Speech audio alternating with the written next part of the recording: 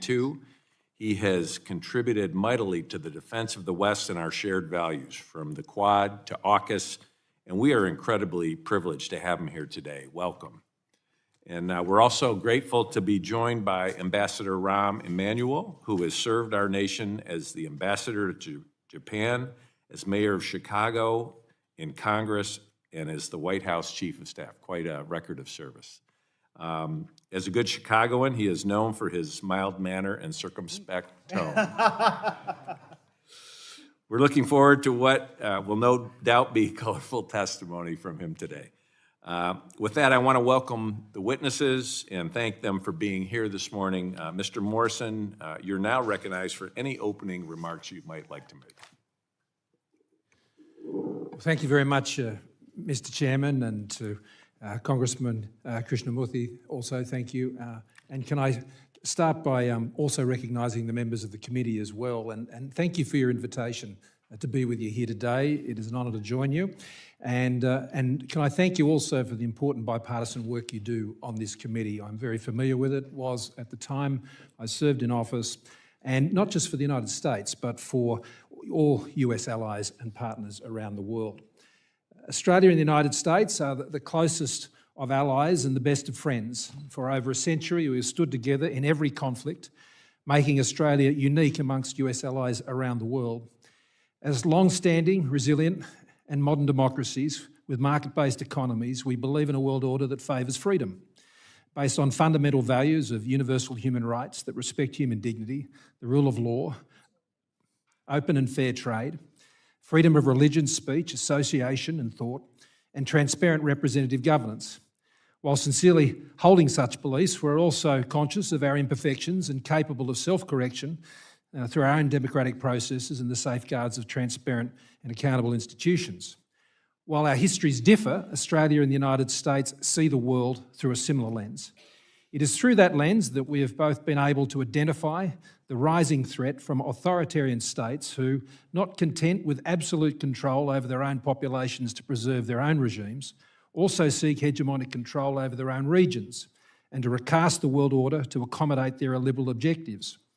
Most significantly, this involves the subordination of a rule of law based on universal human rights to one arbitrarily defined by the state and to draw an equivalence between their regimes and freedom-based societies. The Chinese Communist Party, the CCP government of the People's Republic of China, is such a regime. This will not change, nor can it be negotiated away.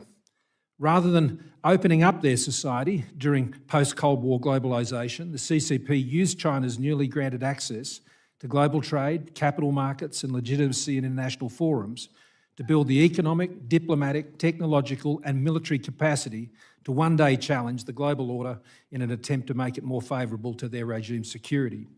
That day is now. I appear here today in a private capacity, having previously served as the 30th Prime Minister of Australia from August 2018 to May 2022. And during that time and my earlier cabinet roles commencing in 2013, I witnessed and experienced firsthand the dramatic escalation of the CCP's regime's assertive and aggressive behaviour towards the countries in the Indo-Pacific region to achieve their goals. In Australia, this included targeted illegal trade bans and diplomatic estrangement. In November 2020, the PRC Embassy in Canberra helpfully released to media a list of 14 points of grievance with Australia that set out the grounds for the CCP's coercive and bullying actions. And I table a copy of those points for the committee's information.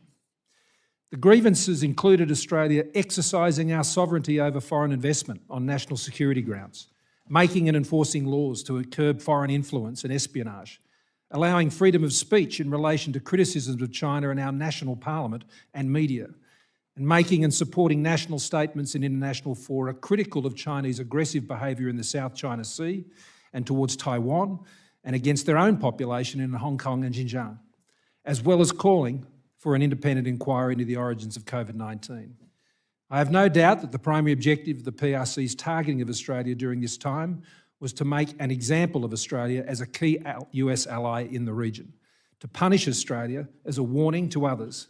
I am pleased that our government provided the example of resistance and resilience by standing firm rather than acquiescence and appeasement.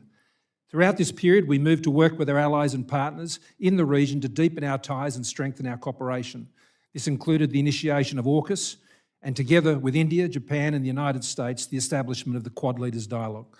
Both of these measures began under the first Trump administration and were realised by the Biden administration. They also became further points of grievance with the CCP. After the failure of the CCP's coercive efforts to break our resolve, the PRC took advantage of the change in government following the 2022 federal election to effect a reset and adopt a different set of tactics. This included abandoning their economic and diplomatic bullying and coercion for more inductive engagement, laced with charm and flattery. That said, the PRC still continues to engage in intimidatory behaviour by their military against Australia when it suits them without remorse. While the CCP's tactics may have substantially changed, their objectives remain the same, namely to neutralise public support for Australian government actions to counter the potential security threat posed by the CCP, such as increased defence spending or restricting investment in critical technologies or sensitive supply chains, to normalise and establish an equivalence between the CCP's authoritarian regime with free societies to provide licence for their activities, to weaken the network of US alliances and partners within the Indo-Pacific that provides an effective deterrent to CCP behaviour, injurious to a free and open Indo-Pacific, including peaceful absorption of Taiwan, and to isolate US influence in the region. In conclusion, there are many lessons from our experience. Above all, I would highlight the need to never become casual about the potential threat and to remain vigilant. And in the same way that the CCP seeks to target our alliances and partnerships, these same relationships must form the core of our shared response. Strengthening and deepening the networks of US alliances and partners is critical to resilience and deterrence. This is as true in the economic sphere as it is in the security sphere. In this new area of post-globalisation strategic rivalry, it is critical that these tracks of national policy are aligned and integrated. It is also true that the US allies and partners must understand that it is in this new environment that more will be required of them in these relationships, both individually and collectively, including by Australia, in the years ahead. I look forward to your questions and discussing these issues with you further. I'm also pleased to be appearing here with Ambassador Emanuel. Well, thank you very much, Ambassador Emanuel. You may proceed. Thank you, Mr. Chairman.